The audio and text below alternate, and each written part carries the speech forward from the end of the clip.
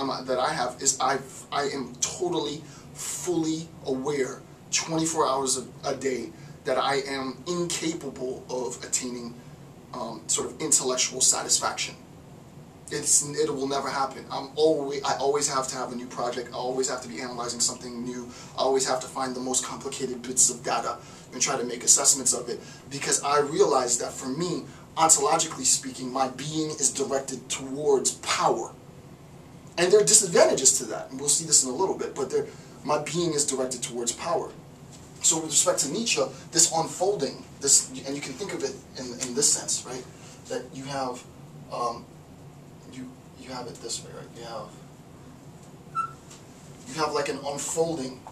My life becomes a process in which this will to power unfolds, and it just continually rolls. It continually unfolds itself so that it is bunched. All of the potential, and we'll get into this sort of Aristotelian conception here in a second, but all of this potential is tightly wound in my being. Now we're getting really sort of continental. Analytic people hate this, but all of my potential is wound in my being, and through the process of living, I unfold the power that's within. Right? That's really good sort of continental jargon that I love so much. And just for those who might want to ask, like complacency among us, I lean more towards continental philosophy than analytic, but obviously doing the amount of logic and the level of logic that I do, you can't really do it without analytic. I don't really believe in the continental analytic divide, but if I have to choose the camp, I'm going to choose sort of more continental, because I do logic, analytic logic, and epistemology for fun. All of this is for fun, actually. The party's already begun. So I just think that's an amazing idea, right? This, for me, it's extremely profound, right? It's extremely profound that the potential within each of our existences, within each of our being, is unraveled, is sort of doled out through the process of living, and it is in that process. It's in the process right now, right this second, as I'm engaged in the activity, as I'm talking to you, the virtual community. Now that power is emanating. It's just I can feel it. I can feel it, right? I can feel it. So yeah. Anyway, I apologize. I told you it was going to get crazy on Nietzsche, but I love the guy. He's a genius. All right. So to give you an Aristotelian example, and I've already lectured on this, so I'm not going to get into too much detail about the distinction between actuality and potentiality, but you have a tree. You have a tree, and my marker seems to be dying. But you have a tree and you have an acorn. Right? So you have an oak tree, you have an acorn. And the thing that we need to recognize is that both the acorn and the oak tree exist as things. Right? The hardest question in philosophy to answer is, why is there something rather than nothing? Right? Why is it's the hardest question to answer in any discipline. Physics, I would argue, is the hardest thing to answer. Why is there something rather than nothing? When you get to the quantum level, the vast majority of an atom is composed of space, right? How do we go from things, objects, stuff, to nothing? And how is it that the vast majority of stuff is constituted based on space?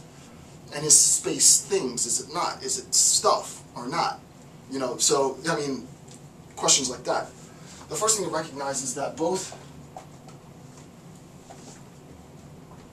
the acorn and the oak tree exist as things, right? They exist.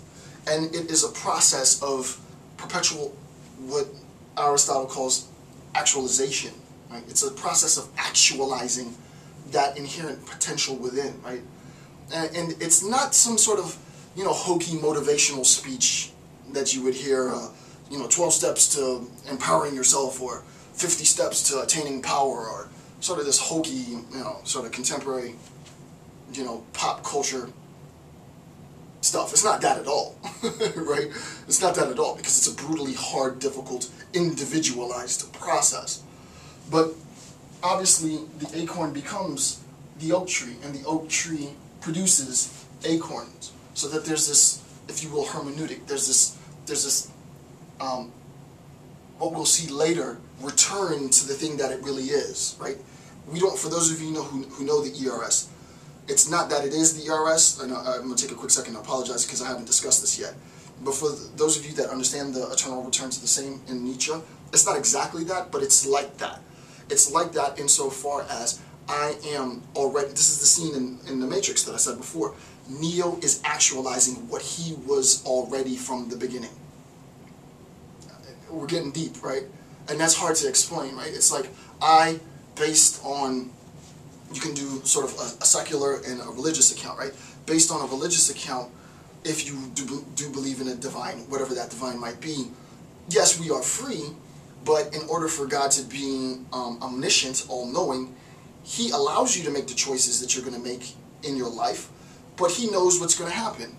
And sort of an example, just to demonstrate how that is possible, I did microbiology for a little bit until I found my first, and I did well in school, but then I found philosophy and I decided not to do that because I like talking to people more than looking at petri dishes. But you can imagine that I have a petri dish which is full of nutrients, and I take a strand of bacteria, streptococcus or something, and I swipe it on the petri dish. The bacteria don't know that it's going to, overgrow the petri dish and consume all of the nutrients. It doesn't know that, right? But it does. I know beforehand because I understand the properties of both the bacteria and its propagation and the petri dish and its ability to feed that propagation. So I can make the conclusion that given X number of time, how fast it propagates, the petri dish is going to be, all of the nutrients within the petri dish is going to be consumed. So from a religious standpoint, God allows us to make our free choices in the world, but He recognizes already what choices we're going to make. So that with respect to the process of becoming, you are already who you will be as manifest, right? As the oracle said to Neo, it's not about you trying to make the choice. You've already made the choice. It's about you understanding why you chose that. So for me, it's like, it's not about me choosing whether or not I'm going to be a philosopher or a microbiologist. I made the choice before I even knew what philosophy was. It's me understanding why I ended up becoming a philosopher. And I know now. I didn't know then, but I know now. I know now because it's who I am. It's who I've always been. And I think back in my life, and I was like, yeah, when I was young, I used to love doing that and figuring out arguments and riddles. And yeah, it was all that. That's when it started, right? So from a religious standpoint, we have an assessment. From sort of biological, and I knock physicalists because it's fun to knock, but I mean they have a pretty solid argument, right? But from a really hardcore physicalist position, reductivist physicalist position, it's the same thing. We are biologically determined, right?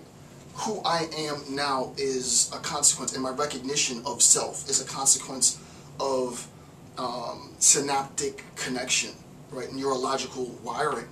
And as I experience different phenomena in the world, it transforms who I am, figuratively speaking, like sort of my consciousness of who I am and my self-awareness.